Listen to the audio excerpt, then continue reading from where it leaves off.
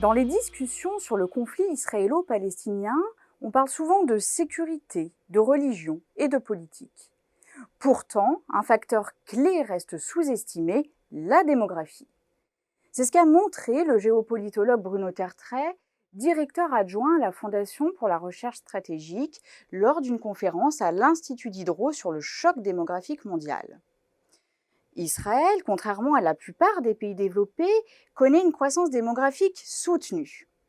Son taux de fécondité, supérieur à 3 enfants par femme, est l'un des plus élevés parmi les pays de l'OCDE.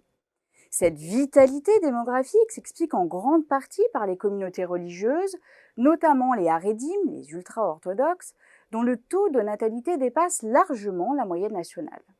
D'ici 2050, les Haredim pourraient représenter un tiers de la population israélienne, transformant le paysage politique et social du pays. Cependant, la fécondité n'est pas le seul facteur de cette croissance. L'immigration joue également un rôle crucial. Depuis sa création, Israël a accueilli plusieurs vagues d'immigration des Juifs du monde entier. Cette immigration, encouragée par la loi du retour, a fortement contribué à la croissance de la population juive d'Israël. Aujourd'hui, Israël continue d'attirer des immigrants juifs, notamment d'Europe, des États-Unis et des pays de l'ex-URSS. Cet afflux de nouveaux arrivants permet à Israël de compenser en partie le vieillissement de la population. L'impact de cette croissance démographique et de l'immigration est double.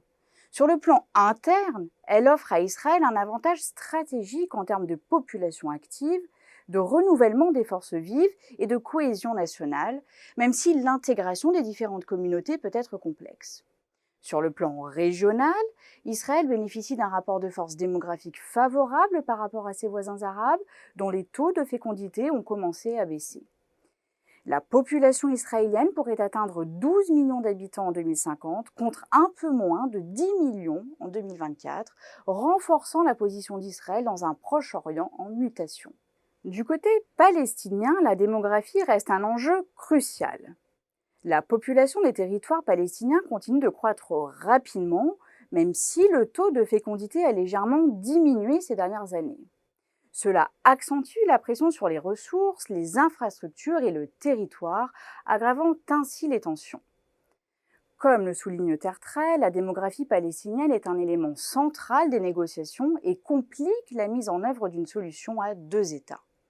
La forte croissance démographique en Cisjordanie et à Gaza, combinée à des conditions de vie difficiles, risque de renforcer encore davantage l'instabilité de la région. La question démographique est également liée aux préoccupations stratégiques israéliennes. Certains responsables politiques craignent qu'à terme, sans solution claire pour séparer les populations juives et arabes, la population arabe en Israël et dans les territoires occupés ne devienne majoritaire, ce qui compromettrait ainsi le caractère juif de l'État d'Israël. Ce risque démographique alimente les débats sur la politique d'immigration, les colonies et le statut des populations palestiniennes. On voit bien que la démographie est un enjeu central, mais trop souvent négligé du conflit israélo-palestinien. Elle façonne l'avenir des 2 peuples, elle impacte les stratégies politiques et les perspectives de guerre et de paix. Pour comprendre et anticiper les évolutions du conflit, il est essentiel d'intégrer au raisonnement que la démographie, qu'il s'agisse de natalité ou d'immigration, reste un facteur décisif de la stabilité et du futur de la région.